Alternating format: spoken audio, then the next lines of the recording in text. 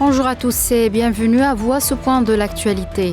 Le président algérien Abdelmajid Tebboune a affirmé hier que les valeureux Chouhada et les Moudjahidines demeuraient la voie et l'exemple à suivre, soulignant que leur message éternel protège l'Algérie unie et indivisible et infuse dans l'âme du peuple algérien une cohésion nationale à toute épreuve.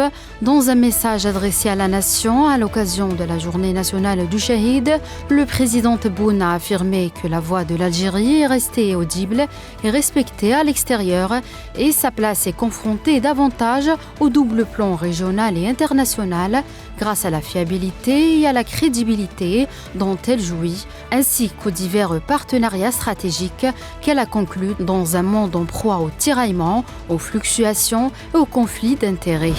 L'Algérie a souligné aujourd'hui en bleu la dernière version non amendable du projet de résolution du Conseil de sécurité relatif à la situation en Palestine, notamment dans la bande de Gaza. La résolution appelle à un cessez-le-feu immédiat dans l'enclave palestinienne. Le projet de la résolution est présenté et sera soumis au vote aux membres du Conseil de sécurité mardi le 20 février. L'Algérie a réaffirmé à Addis Abeba son engagement à contribuer en toute sincérité et loyauté aux efforts collectifs visant à mobiliser davantage de soutien international à la position africaine commune pour la réforme du Conseil de sécurité, appelant à un projet de réforme globale, équilibré et intégré pour cet appareil onusien qui va au-delà de l'élargissement de la qualité de membres. Cet engagement a été réaffirmé par le ministre des Affaires étrangères algérien Ahmed Attaf dans son allocution lors de la réunion du comité des 10 de l'Union africaine sur la réforme du Conseil de sécurité.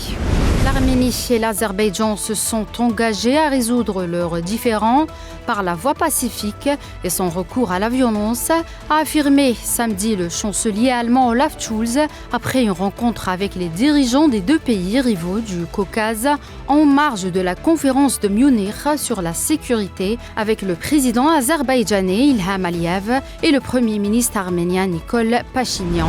La situation en Ukraine n'est qu'une question de position tactique pour l'Occident, alors que pour la Russie, c'est une question de vie ou de mort. C'est ce qu'a déclaré le président russe Vladimir Poutine au journaliste russe Pavel Zarubin. Commentant une partie de son interview à Tucker Carlson, il a noté qu'il était important que les auditeurs russes et étrangers comprennent à quel point tout ce qui se passe en Ukraine est sensible et important pour la Russie. Pour eux, il s'agit d'une de leurs positions tactiques, mais pour nous, c'est le destin, c'est une question de vie ou de mort. Je voulais que les gens qui l'écoutent le comprennent, a souligné Vladimir Poutine. Le ministre chinois des Affaires étrangères Wang Yi a indiqué hier à son homologue canadienne Mélanie Joly que leurs deux pays ne sont pas des rivaux. Les difficultés actuelles dans les relations bilatérales ne sont pas ce que la Chine souhaite voir, a indiqué Wang Yi à son homologue canadienne en marge de la conférence sur la sécurité organisée à Munich en Allemagne. C'est la fin de ce point de l'actualité. Merci de l'avoir suivi.